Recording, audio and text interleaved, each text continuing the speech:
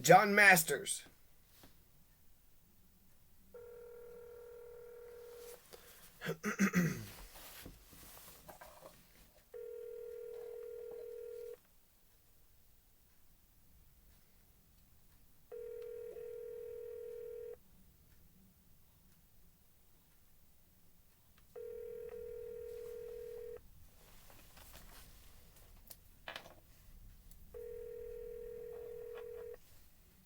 Accept. I accept. Hello. Can you hear me? Yeah, yeah. Can you hear me, Mr. Master? Yes, sir. I didn't know if it was a machine or if you actually picked up. How you doing, my man? David Man, Torres. David brother, Torres. David I'm Torres. doing good. I apologize. It took me a while to pick up because it was like asking me to accept the call. I wasn't sure if you were calling from prison collect or something. I wasn't sure what you were doing. Nah, I don't need to And be bailed out today, but maybe later. Yeah, good man. Okay, I got a list of questions here. I think it's probably just best just to kind of like rapid fire, just throw the question out to you and let you hit it out of the park. oh, well, hit it out of the park is relative, but let's give it a shot, man. We'll see what I can do. Doug Lamborn. This is just to get politically such situated. This is the Democratic primary. You're running against Michael Colombe. And Yeah. in November, Doug Lamborn, I guess he's got four other competitors, but he's the incumbent. So Doug Lamborn is kind of like all of your all's opponent. What do you know Okay. about Doug Lamborn? Who is this guy? I don't know. Like I know he's a Republican, but what are your feelings about him? That's what you know about him is probably no. That's the best. So He's rank and uh, file, just a rank and file yeah, Republican. exactly. Thank you, pal, man. He's been in office about 16 years, brother. He's from the Kansas area, I think. Went to school out there, law school. Anywho, he's the incumbent. He's been in office for 16 years. And outside of renaming a post office, which we're all proud of him for doing, not much has been done, man. You know, not much representation has been done. And what you'll find from me, brothers, I'm not going to denigrate him. I'm not that kind of guy. I'm not that kind of candidate. I will share the facts. I will share what he has not done, something the public can go and look up for themselves. But he's ineffective, my man, and he's actually one of the main reasons I decided to kind of shift my career and run for office as a district man because this is my hometown. And when I started paying attention to politics, I did not like it at all. And I know I'm running in a deep red, not deep red. I think that's the wrong term for this particular area. But it is a Republican heavy area, and they've never elected a Democrat. And with redistricting, man, the time is now, brother. It's the right time, and it's time for change. So I got you. When you go into Congress, what's going to be like the first thing you want to get done? I like that question, man. I get that a lot because I'm working on with a couple different people for some different legislation that I want to start writing up, man. But one of the things that means a lot to me is mental health, man. And the reason that I can say, writing up some legislation and really opening up access for mental health for the entire community, taking that to DC and doing it for the entire nation, especially our veterans, our first responders. Um, is because I think that mental health kind of fits into a lot of issues that we have right now with housing, with homelessness, with poverty, it just with crime. It seeps into so many different things, and I think if we can really spearhead some really good accessibility to mental health care, some really good priorities there, we can really start diving into some of the other issues and seeing what else we can do there. So I'm really excited about what we can get done for mental health. But there's so much, brother. Yeah, no, I feel you. That's a good answer. Force the vote. Have you heard about force the vote? Yes, absolutely. Yes, yes, yes. Just to I guess explain a little bit. Nancy Pelosi is the Speaker of the House. So what the progressives, what the idea of force the vote is for the progressives to withhold their vote for Nancy Pelosi until they put universal health care, on the on the floor for a vote. Not even to get it passed, just to get it voted for. Would you be in favor of doing something like that when you go into it, or what are your feelings on that? Brother, 100%. Let me tell you something, man. One of the things that I talk about is how we're this nation is aching for the new and next generation of leadership in our country, man. And I know Pelosi's a Dem, and I'm supposed to be like, oh, Dems are great, man, but that's the party I represent. But me as a person believe that because the average age in this country is 37 years old, and the average age in Congress is damn near 70 years old. But this time, man, those people don't represent. They're definitely fossils. They are fossils. God, they've been in there forever. Like, not just the Democrats, but Republicans, Supreme Court, all of them. They're all freaking old as shit. How old are you?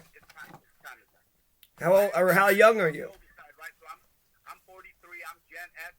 So I'm stepping in talking crap about the older generation, and I'm creeping around the corner, man. But see, my goal is not to be a lifelong politician. You know what I mean? I'm coming in here to start a movement of new generation to be there for these younger people and excite them about getting into policy, into politics, into change, and get somebody in there to replace me. In the next 6 years or however long it takes them to be ready to take it to the next level beyond what I'm able to do. You talked earlier about asking me about one of my first initiatives. Along with what I just told you, another one will be term limits, man. There's a term limits bill that's been sitting in the House there for damn near 10 years. Bro, we need to get that passed. We need term limits in there. We need to get these old people out. Big time. New generation funneling in. Big time. I totally agree. Obama said something about when he became president, if he just did his best and just was a one-term president, he wasn't aiming for re-election. He was aiming to be the best president. I'm wondering, will you have the same principle as a legislator? If you give it your best 2 years, because a lot of times that re-election, that's got people, climbing at the walls for money, and that's also why people don't want to go up against Pelosi. But if you go in there and you say, look, Pelosi, I respect you. We're in the same party, but I got poor people, and I got, hungry and the sick, and I got a lot of people back in my district I got to take care of. And if you're not on board with taking care of these people, then I'm just going to have to kind of steamroll right over you and get my stuff done. That's what I'm going to do. That's not what I want to do. That's exactly what I'm going to do. Is that I'm going to set that precedent. Listen, we have issues out here, and you're over here milling around, and you're over here taking money from people, and you're over here representing candidates that are pro-life and not pro-choice, and you call yourself a Democrat. You know what I mean? You don't represent the people anymore. It's time for you to move on. And I'm not going to ever do it in a mean or denigrating way, right? It's time for me to show up, put up or shut up, man. So I'm gonna go. I think when it comes to policy, policy's fair game, right? I mean, you don't want to get into the personal, the gossip, or whatever, but policies, because people like where the rubber meets the road. That's basically your kitchen issues, right? Your economic issues, your bread and butter issues, jobs, healthcare, education, things like that. I'm wondering. Hold on, I got a question. I do have a question. I'm trying to just kind of break up the cadence a little bit with you, but 3 bills.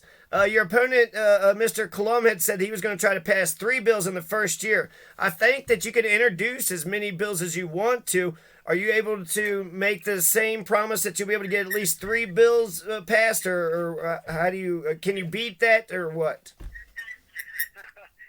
You know what I liked about people who are politicians, man? They like to promise shit. You know what I'm saying? Yeah. Here's what I'm gonna do. I'm gonna promise you this. Very few to nobody is going to introduce as many bills as I do. I'm going to fight for each and every one of them to get passed. We have over 40,000 bills, I think they say, within an election cycle get introduced each year. And obviously what you and I see on the ground floor are very few of them actually get passed. I'm going to be that guy who's going to bust his ass day in and day out, do his job to get every single one of my things passed. Will they all get passed? That all determines, right? One person, I can go into the House of Representatives, and if they flip enough things or enough houses, then we may not have the majority in the House. We may not have the majority in the Senate. I can only control what I can control in my district and on my bill. What I will promise is no one no one will introduce more bills than I will, because I will be down here with the people like you, people like my neighbors, people like teachers who have ideas, who have bills.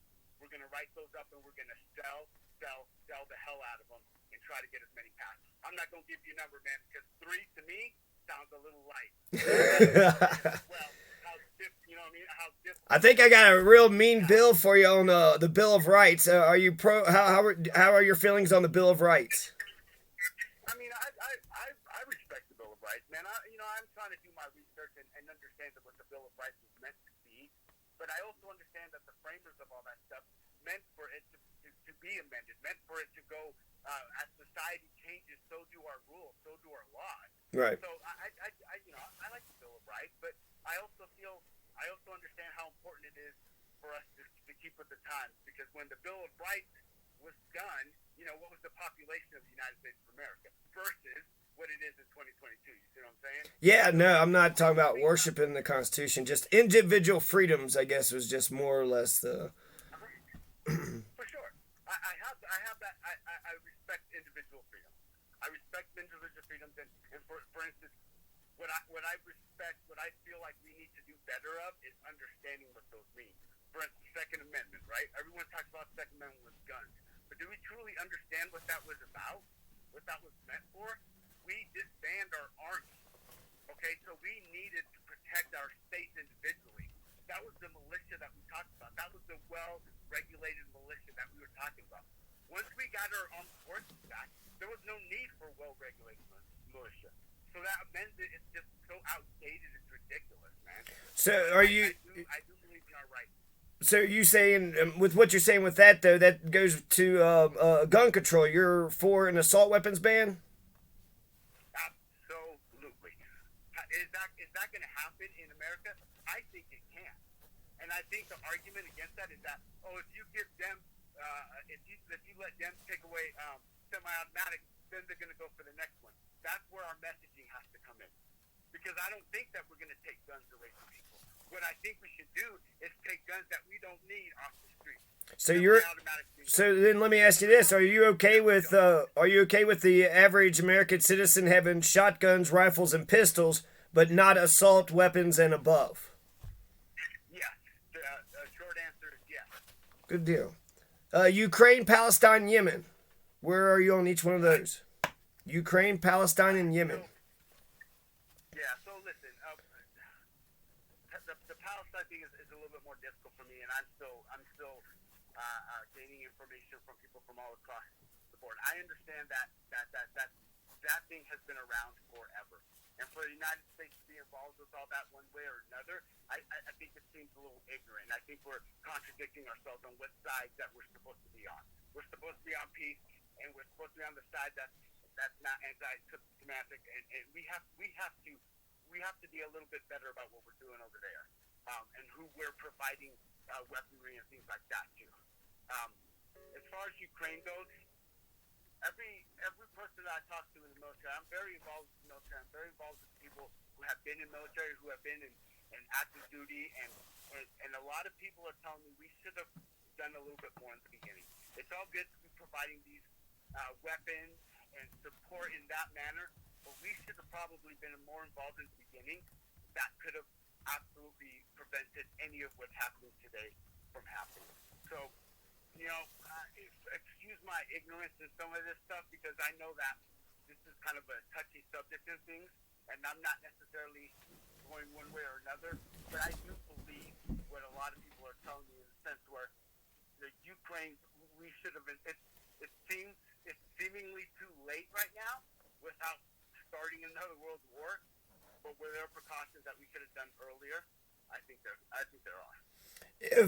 If Putin was to go into Finland, would that change your mind, or if as long as he stays in the Donbass, you're okay with just containing him there in the Donbass?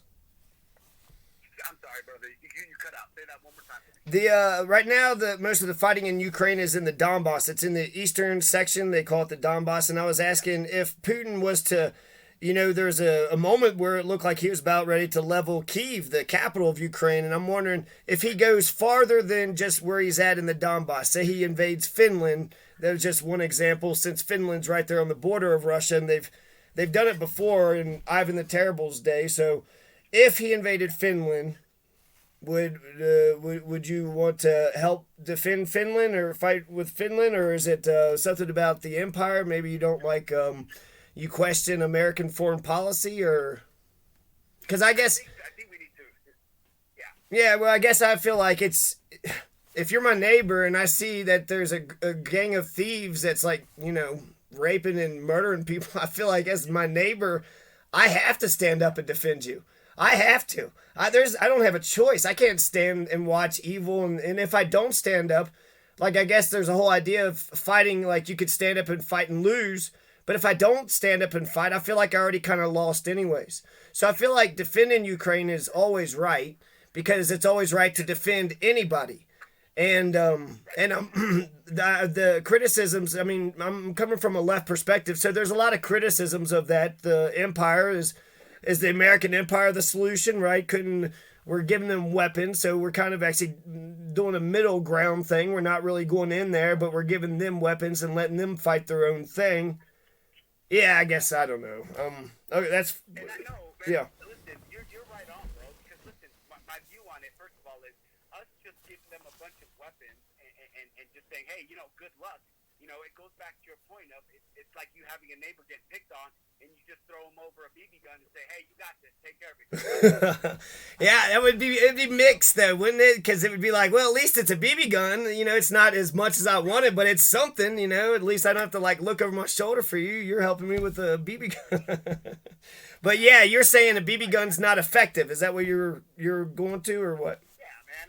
I think if we would have put our troops on certain borders earlier and gotten involved a little bit earlier, then I think that this would have ended a while ago. I really believe that, and that's just intelligence that I'm gaining from people who have been there, who have done that, who have been in war. I was in the military myself, but I was never in an active war scene. You know what I mean? So I can't imagine the intelligence that goes through that stuff. No, what were your thoughts on Vietnam and Iraq? Vietnam and Iraq? Yeah, the Vietnam War and the Iraq was a complete mistake, man. Come on. I mean, that was we screwed that. George Bush screwed that shit up from the very beginning. Okay, we got ourselves into that situation. You know what I mean? Right. That was a complete disaster. There's a million. They said there's a million people that was killed in that. That's what I'm saying. And then Yemen, they're saying it's 500,000 people were killed in Yemen. Yeah, exactly. I guess I got a mixed feelings with America because I'm an isolationist. I'm definitely skeptical of U.S. empire, but I also feel like 80% of Africa had a approval rating of George W. Bush when he left. And I wonder if there's, part of it is they're tired of U.S. being a bully and, acting like we're the only nation in the world. But I also wonder if that they want us to be more of a leader, for us to stand up and lead by example instead of being a bully. So it's like they still kind of believe in us. You know what I mean? They still kind of want us to do right and act right and kind of set the example for the world. So I guess I got this mixed feeling about how far, our empire should be and whether the United Nations should control it or NATO or whoever. I feel like if you put Bolivia in charge of the nukes, I think that would be a nice planet to live on. Hey, that's a good point, man. I like your style there. And you said it right. What's the fine line between being a bully and being, everybody's kind of big brother and being everybody's protector and being everybody, like you said, acting to show this is how leadership is about. This is what we're about. Just being a good friend, yeah, being a good friend and ally. Yeah, sorry, go ahead. Yeah. No, that's the best point. That's why we're so far off right now, is that we have such old school leadership right now, and we're not making. I don't think we're making any. Well, there's also something else. There's $850 billion that's just sitting in the pipeline. So let's bring all the troops home and then spend $850 billion on schools and hospitals and orphanages. And healthcare. Healthcare, all the mental health and the term limits and the pro-choice and the assault gun ban, all of it. Let's get it all changed. Well, you live in a kind of conservative district. What would you say about these terms? Progressive. Well, we'll start. I got four terms here. What do you think about the word progressive? Progressive to me is like the most positive word I know. That means that we're trying to move forward. That we're trying to right the wrongs of yesterday. That we're not living stagnant. That we're always going forward and moving on from our mistakes, getting better, and doing what we need to do to continuously represent and live harmoniously in a community that is, so diverse mentally, politically, all that stuff. So that's my favorite term. That is a good one. Progressive, I feel like, is to progress. So who would the opponents be? The regressives? Who would say, you know what? We need to go backwards. We need to get stuck in the mud and get back. Go back. That's crazy. Another term, anti-fascist. Listen, I really think there is a very loud group of people, of those fascists, right, making the most noise. But I also believe that there's the minority. I call me hopeful, call me naive, but I truly believe that the majority of people aren't like that. The majority of people either want to be just left alone, don't give a damn, or just want to live their lives and worry about their families. Very good, very good. So I think that there's a minority of people that are making a lot of noise, and we need to shut them up. Kind of, man. I feel my fear about the word fascism is that Donald Trump normalized it. He made it sound like being an anti-fascist was a bad thing, and it's like, which side would you been on in World War II? If you're on the side of fascism, that's like, I guess it's if anything, he wears his fascism on his on his sleeve so we all could see it. So that's it's on us to stop it since he's being so. What gives me hope is that in El Paso County alone, the voting for Trump 2016 to 2020 went down 10%, 10 points. So that's what I look at and go, that gives me hope. That is good. How heavily Republican versus Democrat is your district? 55, 45%, or is it closer or not? God, I wish. That would be nice. As far as the actual seat that I'm running here, I would say 60-40, 65-35, something like that. So then you'll have to have some conservative views or bills or ideas. What name a conservative idea you believe in, or what is a conservative idea? I don't know that I can throw off a conservative value that I believe in. I think they have similar ones in family, in unity, the old school. Like values. I think that people are mixing up that fascist and hardcore right wing with conservatism, and I don't think that's the same thing.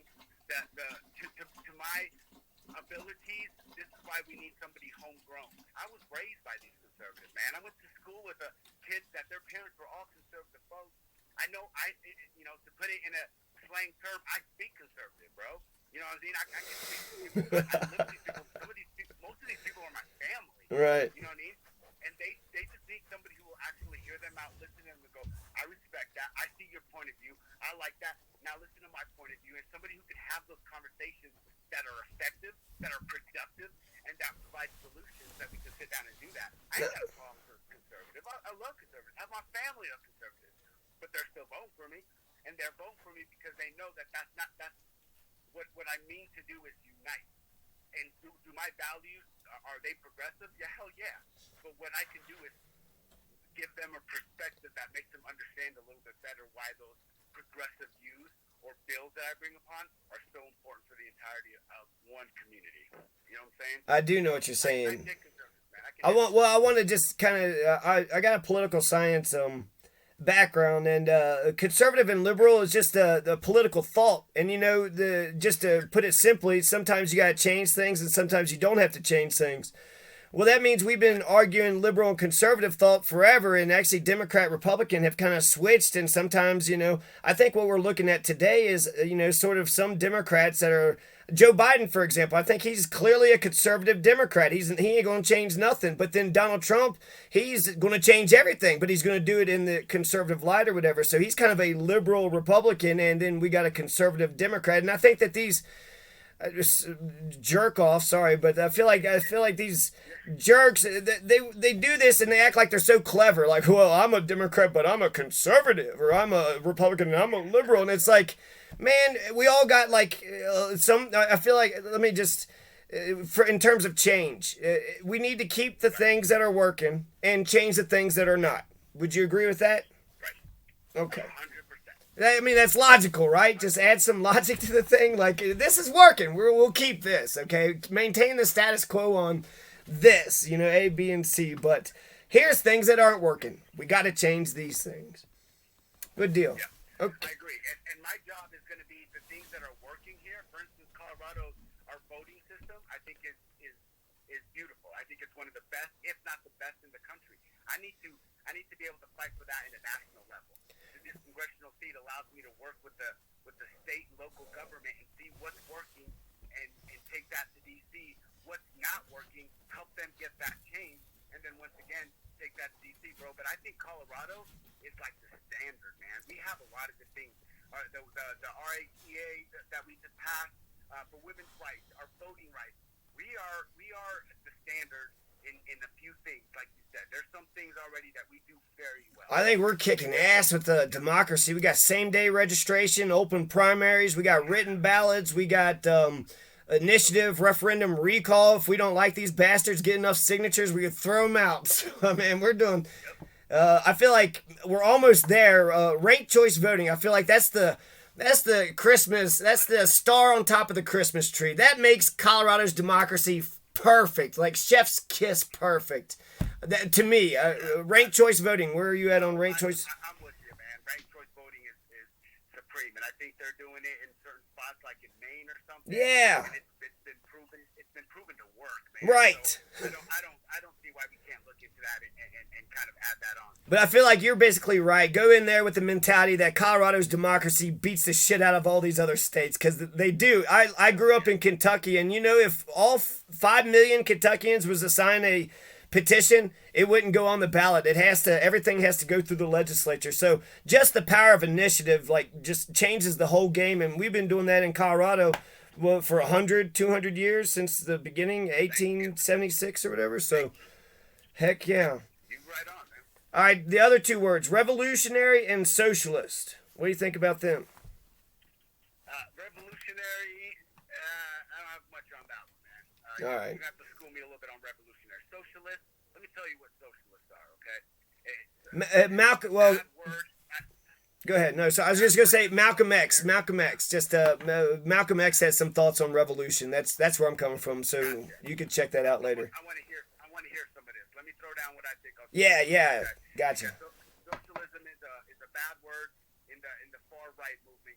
That's what they use to call people who think that everyone should have free health care or cheaper schools. You know what I mean? They don't understand. This goes back to my point of we need to educate our people more. I've met quite a few people from the El Paso County Democrat Socialist Association or the DSAs, whatever. And man, most of these kids they're young, they're eager, they want better. They believe that Americans deserve better, and they're just fighting, man. And I love their passion, man. And I think that's going to be the next level of representation that you're going to see the movement. I'm not a conservative Democrat. I'm a Democrat by name, but I'm just a simple progressive trying to do right by my community. But I think the Democratic Socialists of America, they're the next level, man. They just want the best for everybody. They're like free everything. You know what I mean? Yeah, and it's for basically the. I think that their heart is rooted in the working class families, and so I feel like, yeah. Sometimes liberals can be too much bleeding hearts, right? And just want to spend money on everything. But so we need both. Like again, we need that balance. We need that. We need a head and a heart. And they're building a huge movement and revolution. And, watch out, man, the next generation, 20 years. Well, hell, I'm just thinking about how, I hate to bring this guy's name up, Trump again, but I feel like he used the rhetoric of working class families. It would suck if he started calling himself a socialist. If he came back and he's running and he says he's a socialist, that would blow everybody's mind. But I think the idea is that working class families, that's where you're rooted at. And the way I understand socialism, like the definition, like I guess the complicated definition is the means of production. The working class people get to control the means of production. So that just means the factories, and we get to, kind of make our own cars and our own sandwiches or whatever. And I feel like we can control the factory. We can run the farms, and the working class can do these things. So that's why I'm not really, I guess I would consider myself a socialist. So, yeah. Gotcha. I think we all are, man. Like you and I, the way we're thinking, the way we believe that word or what that term is meant to be. Yeah, hell yeah, that's exactly what we are. Well, personally, I do make a distinction between communism and socialism. I feel like I can't stand the Bolsheviks. I can't stand Trotsky and Lenin, all those assholes. But I love Bernie Sanders. I love Fred Hampton. I love like the American socialist. I love like what we do here. It just they're kind of like they're too extreme, I think. Yeah, I agree. I'm on your side with that, man. Labor unions, Employee Free Choice Act. Have you come across the Employee Free Choice Act? I have, man, and I'm all on board for unionizing, man. I think every American should have the right to do that. They put together a union. They should be able to do that. I'm all for that, man. The Employee Free Choice Act. That would be have you ever had a crap job and you're like, God, if we just had an election, we could change things around here. That's all the Employee Free Choice Act says. If you got 10 employees, vote for the union. Vote it up, vote it down. It's whatever the people want. That would change it, man. That would change it. I